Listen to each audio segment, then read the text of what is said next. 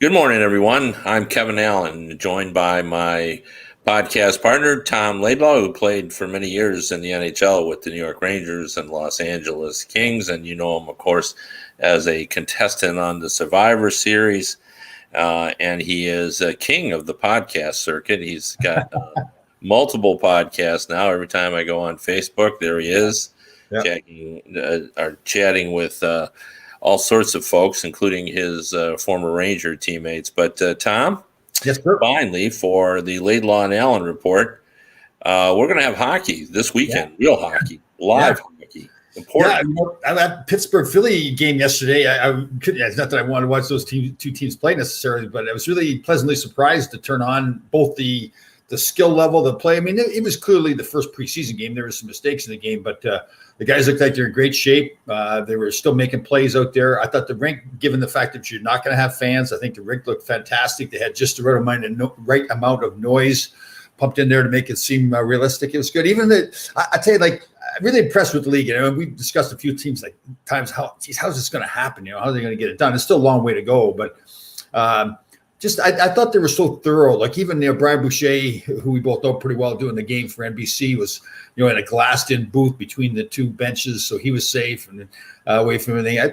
I tell you, I mean, listen, like I said, a long way to go, but I think the league has done a fantastic job both in preparing the players, making sure they are safe, making sure that they get there, they're tested, there's no positive test. Now they're inside that bubble, and if everybody does what they're supposed to, I think it'll be fine. And again, the presentation of the game I thought was outstanding. So all good. I'd like to complain, but I can't. Well, it's interesting that at a time when baseball has had to essentially shut down the Florida Marlins for a while. Yep. I'm going to say that actually baseball is kind of showing me that it can work, and the reason I say that is other than the Marlins. Yep. Baseball has gone over 6,000 tests without any other positives. And, the Marlins, of course, are in the middle of the epicenter there in South Miami. So it's really not shocking that, they would run into some trouble. So, and the rumor is, and again, I can't remember who reported it, but he said it with some certainty was that the story was that some of the Marlins were out on the town in Atlanta, actually. And that's where they feel like they contracted the virus. So that's what the story is anyways. Well, yeah, I don't know. I mean, unless we can see some video evidence of that, I would say, that's not credible or not reliable. Yep. But we like to spread rumors, though. Yeah. But I would say that, the fact that the NHL hasn't had any positive tests, like I think there's a real chance to make this work, and especially, given the bubble. Yep. And, it looks like when you saw the NHL players filing in with their video games and their enlarged monitors and all that, you could see they're getting serious about trying to make this this work. Well, it was Klingberg was carrying in the large monitor, right? Yeah, for sure. It was Klingberg. And, and I thought as I was watching that, if that was my buddy Laidlaw, he had 2 cases of beer. That'd be a big cooler, Yeah, for sure. You'd have been the ringleader of all that, for sure. Yeah.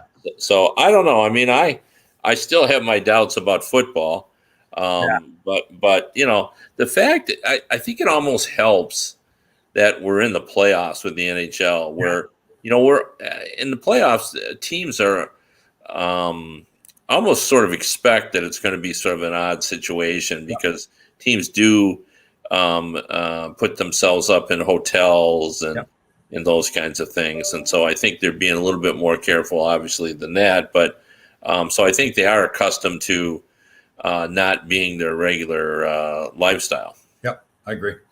Well, the one thing I wanted to bring up is I had a chat with Eric Tahacek yesterday, and he pointed out, and I went and looked back, and he was right. There's been a lot of coaches talked about that. We kind of think that the offense is going to be ahead, but they're saying that everybody's the legs are great, the conditioning level is great, everyone is feeling good, their bodies are not beat up, but their hands are a little behind. Yeah. So you could see that yesterday in the game. Especially when you got some talented players like they do on Pittsburgh in particular, but on Philadelphia as well. I don't know. My concern is from that defensive side of the game. Like I think of the Boston Bruins, like they're that well-oiled machine, like the St. Louis Blues. Everybody knows where they're supposed to be, what they're supposed to do. They're doing all the little things right. My concern was, okay, that's something that there's a lot of time has to go into that to teach them that. Now, they've already known it, obviously, and they've already done it. Both those teams that I mentioned had a lot of success. It's just a matter of getting that back now. So, listen, maybe I'm wrong. Maybe it is the defensive teams that got a leg up on it. But it's a good point by you and Eric. Because I watched the game yesterday. You could see that they're trying to make those little plays that they've made in the past, and they just weren't working. Now, again, it's the first game, but again, like the Philadelphia goal in overtime was a long breakout pass, beautiful pass coming out of the Philadelphia zone to a player on a breakaway, and I think it was Lawton that scored the winning goal. So that was a skill play. So there's a lot of skill plays out there. So the teams I'm really interested in seeing play are teams like to Toronto Maple Leafs, for example, have all those really high-end, talented young players. I'd like to see how they respond. If they can really play their game right away, then I think they've got an advantage.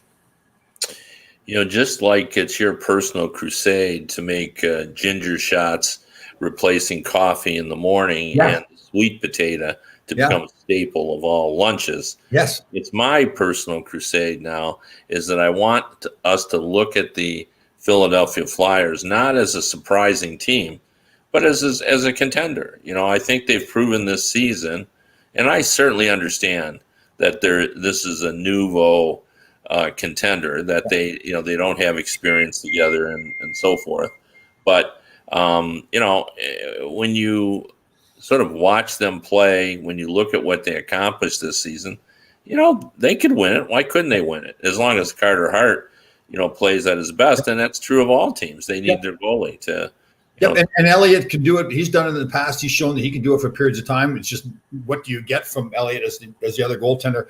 No, listen, they clearly, I compare him to maybe a Crawford as a goaltender in Chicago, right? I mean, he's won Stanley Cups, but for some reason when I look at him and I watch him play, I just don't have that level of confidence. And it doesn't make sense, really. That's really more of my problem, really, because I just look and I say, well, he maybe just doesn't look like some of the other top goaltenders do, but he has won.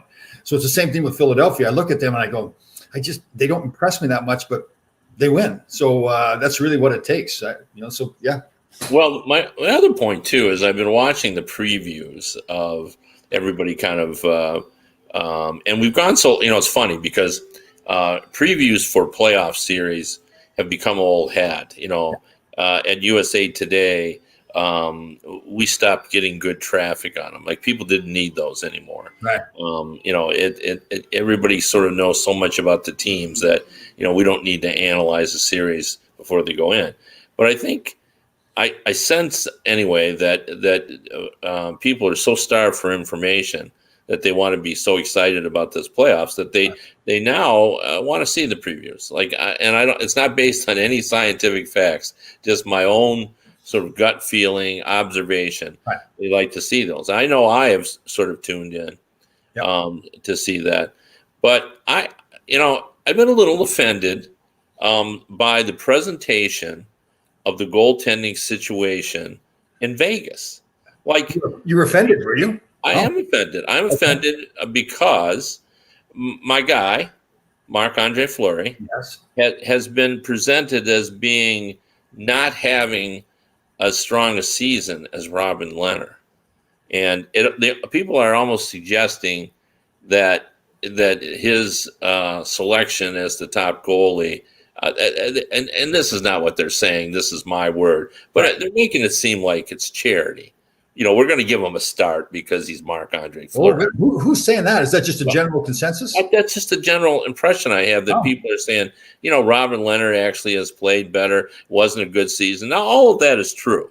This wasn't Marc-Andre Fleury's best season. Right. I mean, we know that. And when you're beyond 30, or in your case, beyond 60, people tend to look at you differently. They do. I'm better. Like I'm getting better. Is that right? Well, yeah. So, and I get all that. Yeah. But let's not forget that Marc-Andre Fleury is a holder of multiple Stanley Cup rings, and that he's not that far removed from being a critical performer to a team that reached the Stanley Cup final in its expansion year. Right. So I don't know. I just want Yeah. a little more. I want a little more respect for Marc-Andre Fleury. I understand what people are saying, and the numbers speak for themselves. He didn't have his best year, Right. but I know that from the eye test and from knowing Marc-Andre Fleury, having watched him, I'd feel pretty confident, putting his name on the lineup sheet going into a Stanley Cup final game. You know what I think hurts Fleury?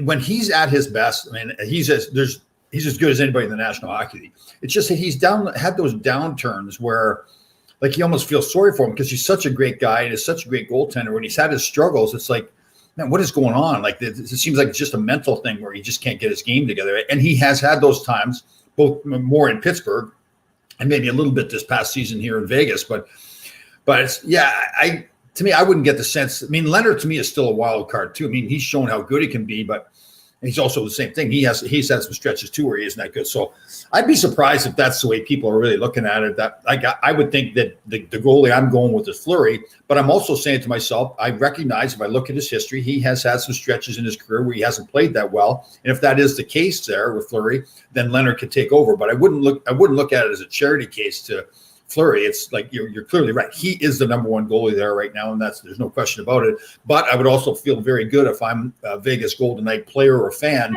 that if he struggles a little bit, Fleury struggles a little bit, then you've got Leonard there, and if he can play the way he can, he can be as good as Fleury. It's just, again, both those guys, I'm kind of concerned with that consistency. That's all.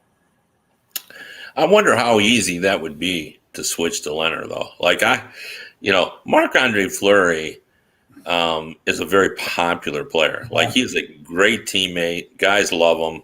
But remember, that organization fired Gerard Gallant partway through the year too, when they weren't. Fair point. They're not afraid to pull the trigger. And again, in a short series, I mean, I think, yeah. So it's.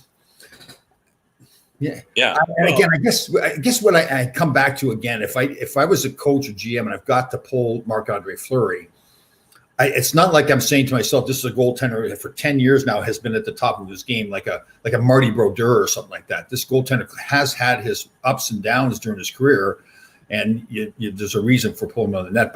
But you're right, the popularity, that organization being so new, what they mean to the community there, it would be a tough one. Well, but I agree. I mean, you got to do what you got to do, and I think coaches almost always do that. Like, they're sentimental like the rest of us, but they know what their job is. Yeah, totally.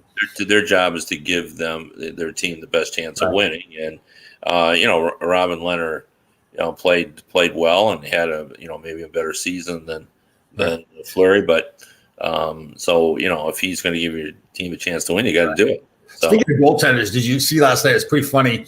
So Montreal goes into Toronto where the bubble is. And for people that don't know, I think most hockey fans know Montreal-Toronto is a real big rivalry, the same as the Islanders and Rangers and Calgary and Edmonton. And because they were the home team, Montreal dressed in Toronto's locker room. So Carey Price, the star goaltender for Montreal, comes walking out of the locker room to go onto the ice and turns in the wrong direction. He was used to being in the visitors' locker room, so he turns, and the camera's on him and everything. It was a big deal. I almost felt like he did it on purpose because he's got a pretty good sense of humor and maybe lighten it up a little bit. But he turned the wrong way, and everybody yelled out, "No, you got to go the other way." So it's funny, those little things are happening, right? When you're, again, Montreal is going to be a home team in Toronto, which is a weird situation, like the Rangers being a home team out in Nassau Coliseum or something. So pretty funny. Yeah. What's your belief level in the Oilers going into this? Well, the goaltending really bothers me. Obviously, listen, with McDavid and Draisaitl, it's like having Crosby and Malkin. It's the same kind of, double stardom coming at you. They haven't shown to me yet that they're that mature team that knows how to win. Now, this could be the year that they win a round or two. I can't see them going very far, but listen, if they get on a roll, McDavid, some of the highlights from him last night, like we talked, I think last week, everybody's talking about how he's gained a step, and it sure looks like he has. He's gotten even faster, which is unbelievable. But again, is it just, do they have enough there? Is the goaltending good enough? Are they experienced enough defensively to know how to learn that team game? That's my concern with them. But listen, they could, Tippett there as coach, he's proven that he can teach with the best of them and get the team to play at the top of their game. So I mean, I wouldn't rule them out. That's the thing, it's funny, like we make all these predictions and everything too. After watching, you're thinking to yourself, well, these guys have been off for over 4 months now.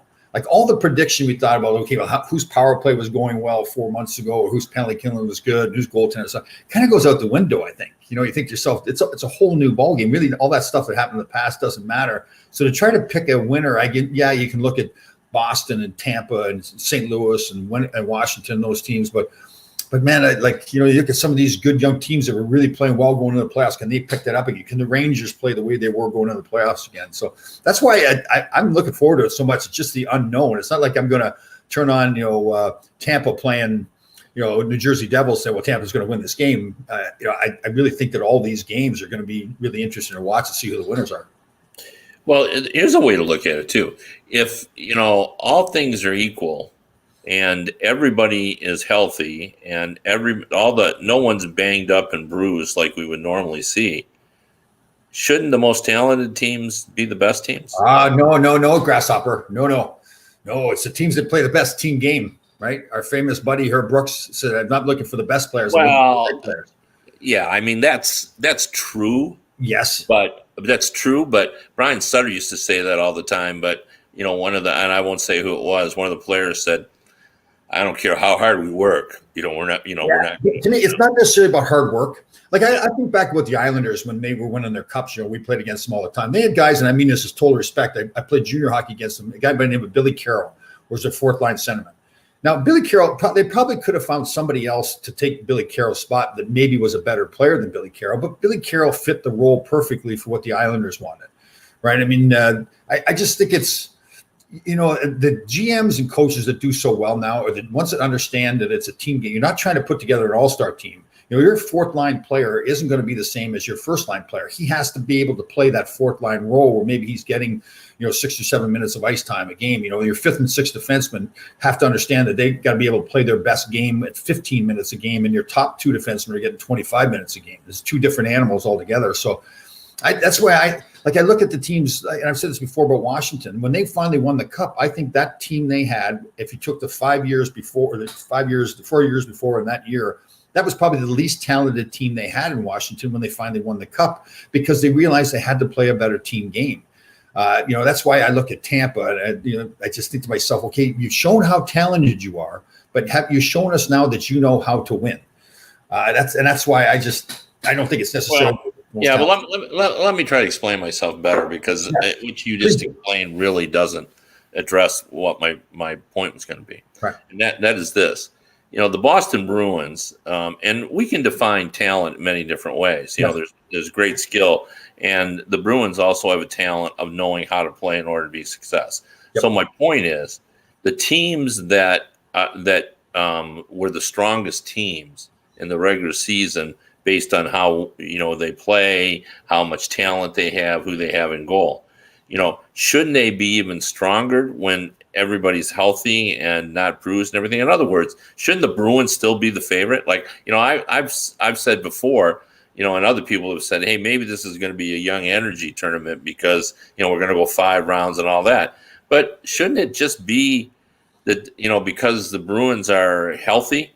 Shouldn't they still be the favorite? And shouldn't we expect them to do well? And the other teams that are top teams. You know what I think? That's a great point. But what I think what happens sometimes in a long season too is that you're going to have ups and downs. Like to win in the National Hockey League, it is hard, right? You can go out there and play and be talented and be in games, but to take it to that next level and win consistently, it takes hard work. But I mean hard work mentally too. It's not just like going hard and banging into people. You really have to think the game. You have to be concentrating all the time.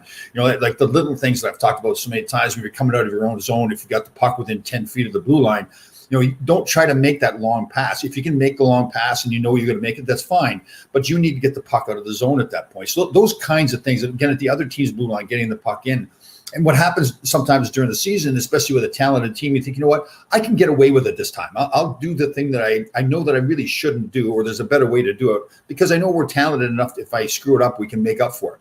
But the teams in the playoffs that win are those teams that understand, no, you can't play like that. You can't try to make a play that you shouldn't try to make. You've got to make the play you're supposed to make, and do that over and over, and that's how they win. And again, I look at Washington Capitals, and they were so talented before, and you can see it when they were playing. They would make mistakes trying to do too much because they thought they were so talented, and then you can see the difference in when they won. I mean, St. Louis to me, it was simple. They had it, and I'm using this analogy all the time, but it's like Bill Belichick with the New England Patriots. Just do your job. Don't try to make some fancy play. Do the job that you're supposed to do in that situation. And that it's hard to do that sometimes because you do it over and over, you get success, then you start telling yourself, well, I'm going to take a little bit of a shortcut here. And then the next guy takes a shortcut. And all of a sudden now all those things that helped you win are now gone. So that's why I think I don't think it's going to be some young sprint. I think to your point, I guess you're right. It's the teams that know how to play that team game. Now, does some other team other than, Boston or, St. Louis that won or Washington, does Tampa finally figure it out with their talent? Do they figure it out that they've got to play a better team game to win? That's going to be the question to me. Does some other team surprise you and come up and learn that game all of a sudden? And maybe they do because they realize this is such a short time that we can't fool around. We can't play some other kind of game. Yeah, no, you're absolutely right about all of that.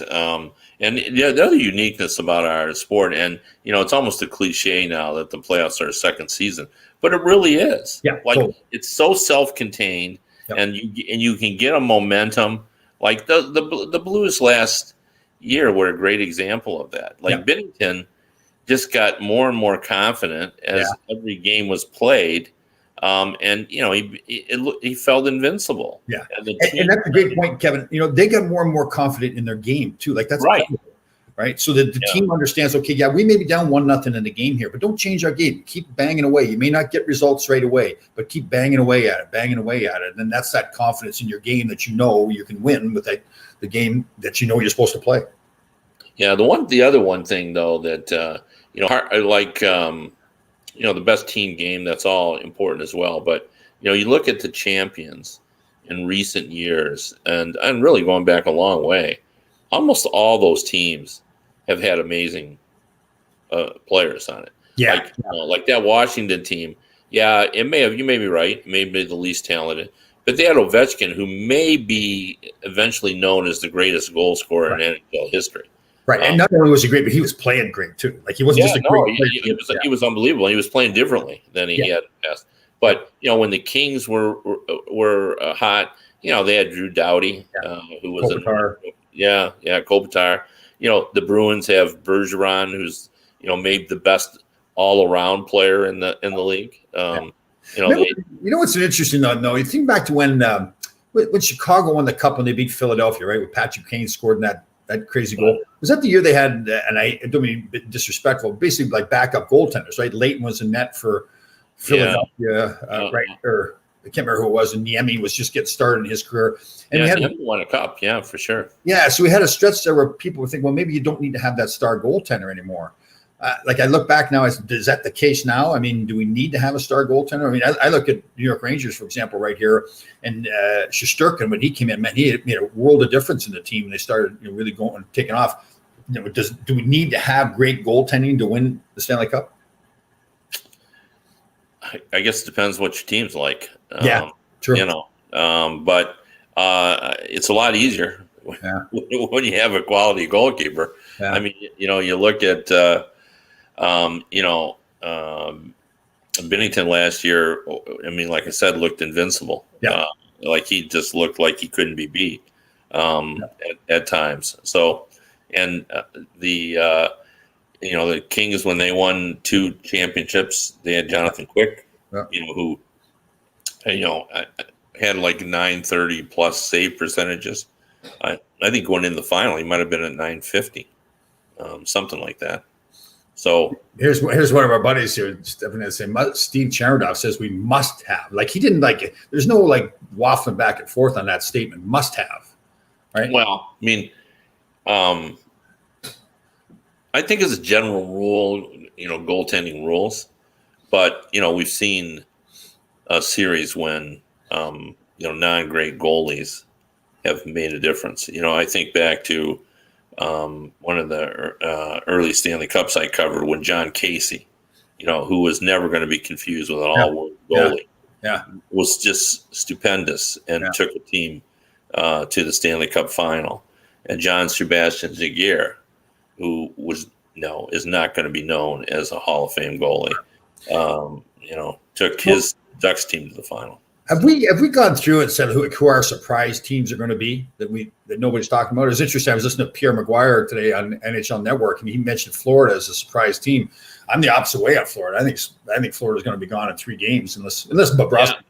I had Eric Dehacek on a podcast yesterday of The Athletic, and he's actually covered the game longer than I have. No way. Yeah, no, he started. I wrote my first NHL story before Eric did, but I wasn't covering the league. I was doing baseball when he was doing hockey. So right. I wrote my first NHL story in the 1970s, but I think Eric Dehacek started covering the NHL regularly in the early 80s. Exactly. And I didn't cover. I covered the Red Wing training camps and when Steve Yzerman's first year in 83, 84, 85. I was doing some games then as well, but not regularly. So, but anyway, he made the point that he believes in Florida as well, only because of Joel Quenneville. So we got to get Eric. We got to talk to him. We got to straighten him out. Well, I mean, he just thinks that this could be a coaching playoffs because you've got to get your defenses organized and all that kind of stuff. So, in that word, then, and you're very high on the Islanders, then, right? Because your cousin Barry Trotz there. Well, I wrote my story yesterday. I called it my primer, right? On going in, and my lock. I ended up going with, and you and I talked about this on the show, and I went with what you said. You convinced me. You persuaded me so I went with the Islanders as my lock. So okay. If we're wrong, then we'll have to see. My surprise team then is the Vancouver Canucks. Really? Oh yeah, that Pettersson and Hughes they've got there. Brock Besser. I just think that team has got loaded with talent. I like them a lot. I just think that they're. I think that's you talk about those talented teams that I think are going to have an advantage. I think that's the one team that's going to have a good advantage. Yeah, well, that'll be interesting. I mean, to me that feels like a flyer because I think Minnesota's going to win that series. So. You think Minnesota's going to win that? Yeah. So really different then. So why do you think Minnesota? I think that I don't think they were a momentum team or a hot team at the end. Right. I think Evason showed them and demonstrated to them how they needed to play to be effective. Like it was always there within them. Everybody looked at that team and said, boy, they should be better than they are. Right. And he showed them how to do it. And I think they're going to continue on that. So, but we'll see. It's I think all these series to me feel like a toss-up, for the most part. Well, the one, and again, I'm here in New York, but I think what really hurts Carolina, Dougie Hamilton hasn't been skating with them, so that really hurts Carolina a lot too. You talk about everybody else getting healthy. There's a guy who was not got healthy. What's going on in? I hear some talk out of Boston. Pasternak made a quote the other day or yesterday that the best scorer in the National Hockey League was Tom Wilson of the Washington Capitals. Is there something happening there with Pasternak in Boston? I have no idea. Yeah, as a quote. I don't know if he was just joking around or somebody was poking fun at him or something. I don't know, but yeah. Well, I think there was some tension there because I think some of the young Bruins, Pasternak among them, may have been enjoying the nightlife before training camp. Oh, is that right? Okay. Yeah, because it wasn't Pasternak on that group that they were unfit to play early on. That's right. Yes, that's right. So there may be something going on there. So I know I love Cassidy, by the way. I don't know, when I think back about the playoff runs that I've covered and the enjoyment level I had, I would say last year's covering the Bruins to me was so much fun. Right. And one of the reasons was Bruce Cassidy. Huh. Like he is such an honest coach. And, when he comes in and does a press conference, he doesn't act as if, that he's at the dentist and they're doing a root canal on him. Right. Like he just comes in and answers the questions. And someone asked him about the players that were unfit for duty. Did you ever ask your military people about that? About my contention that just seems too harsh? We have a podcast coming up with some Navy SEALs. Yeah, ask that. Because I've found most of the people I've brought that up to have the same impression I have because of the military. When you hear unfit for duty, you're going, oh boy, they've done something horrible. So anyway, but Cassidy was asked about those guys who are unfit for duty, and he goes, well, I'm not supposed to talk about this, but they're not injured. So, but it doesn't involve injuries. He said. That's funny. So, yeah. Very good. Yeah, but I Cassidy, what a treasure it was that I covered the series last year when you had Rod Brindamore, who's exactly the same way. Yeah. Both those guys, they're coaching their teams. They're confident in their ability to do that. They're confident that they're in top of the situation. They're not bothered by questions from the media. Right.